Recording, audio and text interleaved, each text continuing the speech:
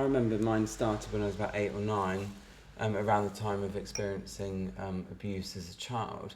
And it was almost like my body was in the room, but my mind was somewhere else. So the way I describe it is kind of getting out of your body and going to a different place.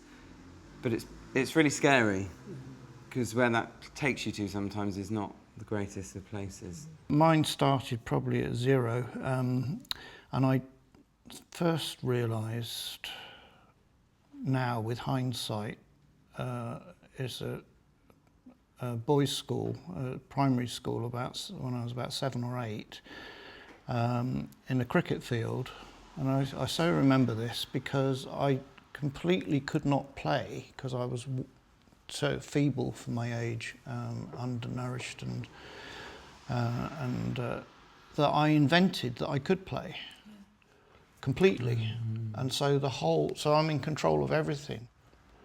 So identities are continually being reinvented and invented. So I've probably got an encyclopedia of worlds, and it's really, really exhausting. Yeah. I have had a whole month several times in my life that have just disappeared. Yeah, and the only way I've known that is because the bank has said you haven't paid for a month or something like that, or you've missed a payment, or a whole month just gone. I mean, it was explained to me once by a psychologist, and it was comforting in a way, but she said, as a child, me disassociating actually protected me from what was going on, but she said, unfortunately, it's to your detriment as an adult because you're still doing it. Yeah. And it's like, it's a double-edged sword, do you know what I mean? I think my experience is a little bit different than you guys, if that's okay. I think we were saying before that sometimes you can have a few sort of mental health problems that merge, you know, and I've sort of got like anxiety and a bit of agoraphobia and panic attacks and dissociation, and mine's closely linked to obsessive compulsive disorder as well. So if I'm in a situation where I get anxious, that's when I go as if I'm not real, and I go depersonalized and as if I'm just not real at all.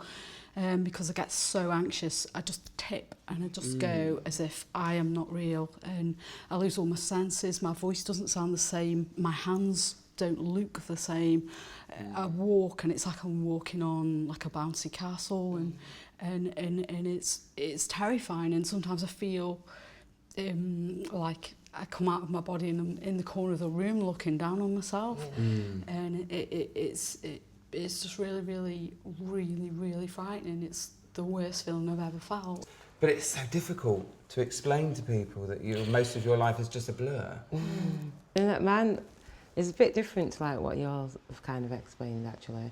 And I don't have like long periods of it usually. Like I think the longest time was probably like a few days, and it was really. I don't tend to have like a place that I go to. I just am not there, if that makes sense. And I feel just different within myself, but I can't really explain what it is. I don't know, like sometimes I feel like I'm trapped in my body and I can't get out, and I can't physically move, I can't do anything, and I'm just like, okay, what do I do now? Like, and other times, like you said, I feel like I'm like kind of like either on autopilot and I'm watching myself doing stuff, and it might be stuff that I really don't want to do, and I can't seem to stop myself from doing it, even though like I can hear myself like shouting at myself like, stop, what are you doing? But I'm still carrying on doing those things.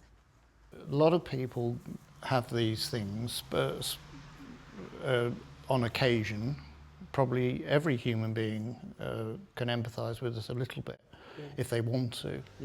Do you ever think that we actually try too much, and if we just let it be? Basically, yeah. That's the idea, isn't it? Mindfulness, just let it be. It's that's easier said than done. It is easier said than done. If we're given the skills, medication, I believe, yes, it plays a part, but it doesn't actually teach you anything. So it's the partnership of the two that actually enable us to then live rather than exist in this misery. It's a wonderful way of putting it. If I just get overwhelmed with any emotion, I've noticed, like if I become overwhelmed, then I just go, see ya, and I'm not there anymore. You have to, don't you?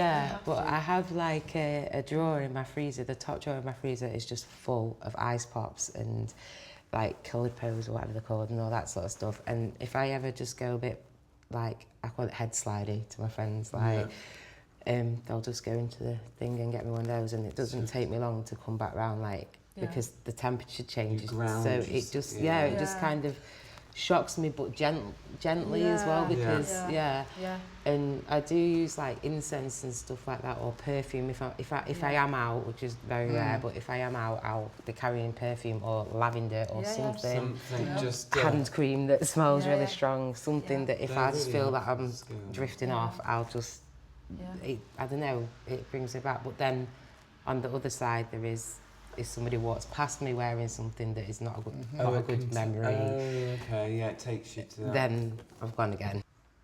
Any mental health, for a lot of people, unless they've got good support around them, like you say, you're trapped in this body and it's so lonely. But actually, I would say I'm lucky, touch wood, sitting here today, that recovery is possible. I believe it's possible for everybody, providing you get the right support and the right opportunities. And luckily, I'm on that road, what I call discovery rather than recovery. I'm on that road to discovery. And it's a journey, not a destination. And that's kind of how I look at it now.